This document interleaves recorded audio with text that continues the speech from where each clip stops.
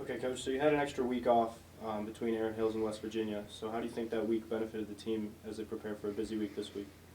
Tremendously. I mean, we just needed a little bit of just rest first and foremost. 3 weeks in a row is three really good golf courses. Great way to start the fall, but at the end of a 3 week stretch, no matter what level, even at the highest level, there's a reason why they take a week off after the third FedEx Cup event because everyone needs a break. So it was good for the guys to get a couple days to themselves, get some rest, and then really have a little extra time to focus on some of the things that we needed to try and improve individually and as a team. So it came at the perfect time for us. So looking forward to the Mountaineer Intercollegiate, what are your expectations for Pete Dye Golf Club, and how will it compare to courses the guys have seen this season so far?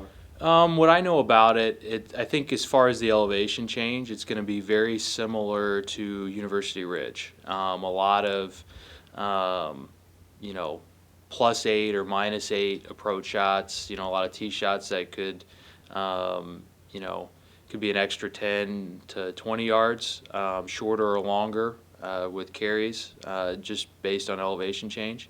I think as far as what it's going to demand from you, it's going to be probably a little bit more similar to Inverness and Erin Hills. Maybe not quite as ramped up as those two places, but pretty close in that you really got to be in control of your ball and where you want to leave it in relation to the hole.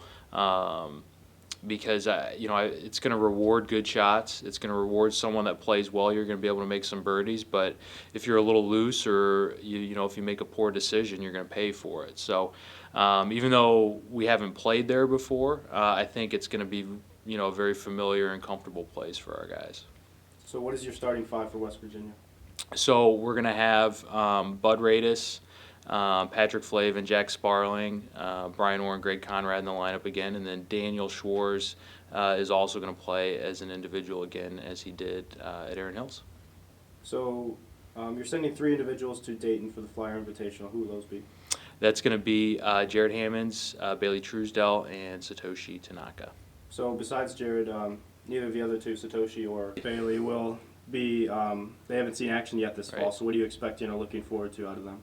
Well, the good thing is at home we've been playing some challenging golf courses. NCR South is as good of a test as places like Inverness, Erin Hills, the courses we've seen on the road this fall. So they're going to be prepared for that. Obviously, there's going to be some competition jitters because no matter what we do at home, it's not going to be exactly the same as going out and as Coach I used to work for said, you've got that pencil and scorecard in your pocket, and they're going to put your score up on the board after. That's just it's a pressure you can't replicate. But they're going to be ready for it. And it's like I said, NCR South is just a great measuring stick for where your game's at, and regardless of the outcome, those guys are going to have a pretty good idea of where their game's at and what they need to work on this offseason. Okay, Greg, how has your game improved throughout the fall season, and what aspect of your game are you going to focus on at West Virginia this week?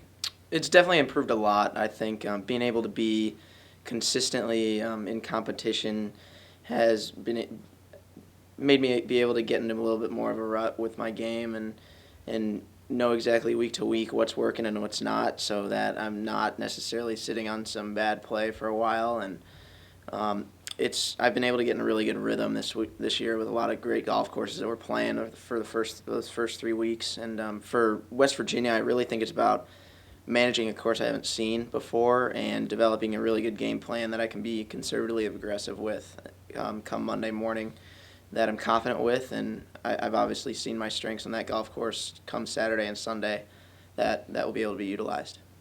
So what is the team expecting as you head to the Mountaineer Intercollegiate to end the fall season?